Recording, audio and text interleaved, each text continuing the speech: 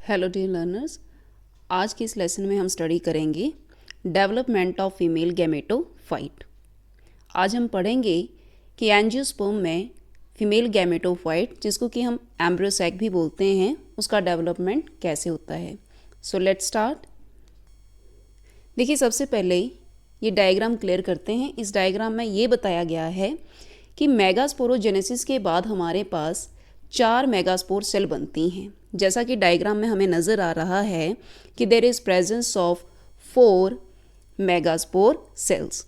अब इन 4 megaspore cell में से आप देख रहे हैं कि माइक्रोपाइलर एंड की तरफ जो 3 सेल हैं दे आर डिजेनरेटिंग सेल्स, और जो 4th सेल जिसका पोजीशन चलाजल एंड की तरफ है that is functional megaspore cell.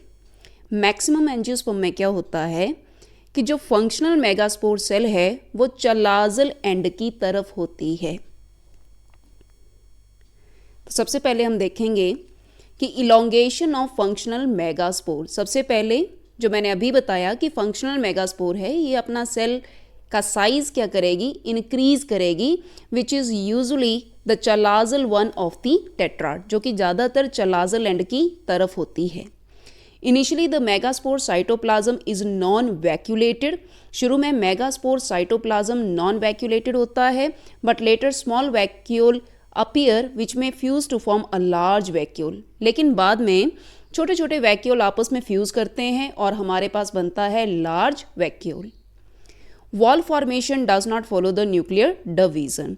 जैसे न्यूक्लियर डिवीजन हम स्टडी करेंगे तो वहाँ पे इनिशियली वॉल फॉर्मेशन नहीं होती है, साइटोकाइनेसिस नहीं होगा, ये लास्ट में होता है after the completion of the nuclear division.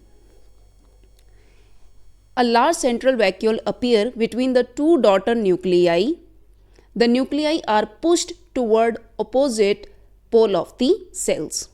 देखिए, डायग्राम में हमें नज़र आ रहा है, सबसे पहले हमारे पास है फंक्शनल मेगास्पोर सेल। ये साइज एनलार्ज करेगी और साइज एनलार्ज करने के बाद इसमें अपीयर हो रहे हैं स्मॉल वैक्यूल। उसके बाद functional megaspore cell undergo 3 successive free nuclear divisions. इसमें 3 सक्सेसिव फ्री न्यूक्लियर डिवीजन्स होती हैं।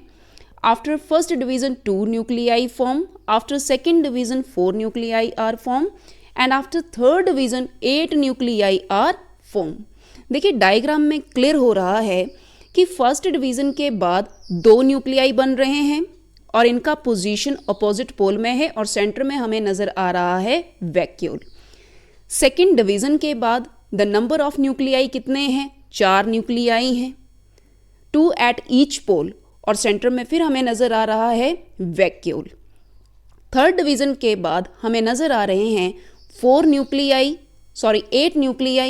और 8 न्यूक्लियाई में से 4 न्यूक्लियाई कहाँ पर प्रेजेंट हैं, एट ईच पोल प्रेजेंट हैं। अभी यहाँ तक जितनी भी डिवीजन्स हो रही हैं, तीनों की तीनों divisions free nuclear mitotic divisions हैं। This is very important point. अब हम देखेंगे साइटोकाइनेसिस। जैसे ही फ्री न्यूक्लियर डिवीजन कवर होती हैं, उसके बाद होती है साइटोकाइनेसिस और एम्ब्रियोसैक में सेलुलर ऑर्गेनाइजेशन होता है।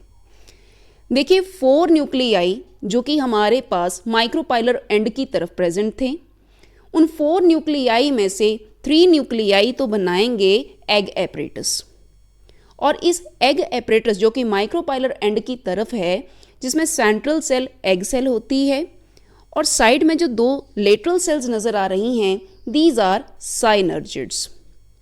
इसी तरह से जो 4th न्यूक्लियाई है that is moving toward the central cell, और जो 4th न्यूक्लियाई है वो कहाँ पर मूव करेगा, सेंट्रल सेल की तरफ मूव करेगा। इसी तरह से अगर हम चलाजल एंड की तरफ देखें तो चलाजल एंड की तरफ हमें नजर आ रही हैं 3 एंटीपोडल सेल्स। इनिशियली यहाँ पर भी 4 न्यूक्लियाई थे, 4 न्यूक्लियाई में से 3 न्यूक्लियाई बना रहे हैं antipodal cells, and the 4th nuclei is shifting toward the center, और ये हमारे पास बना रहा है second polar nuclei of the central cell. तो इस पूरे डायग्राम में हमें नजर आ रहा है organization of the embryo sac. Micropylar end की तरफ एग एपरेटस है, चलाजल एंड की तरफ एंटीपोडल सेल्स हैं, और सेंटर में प्रेजेंट है central cell with 2 polar nuclei.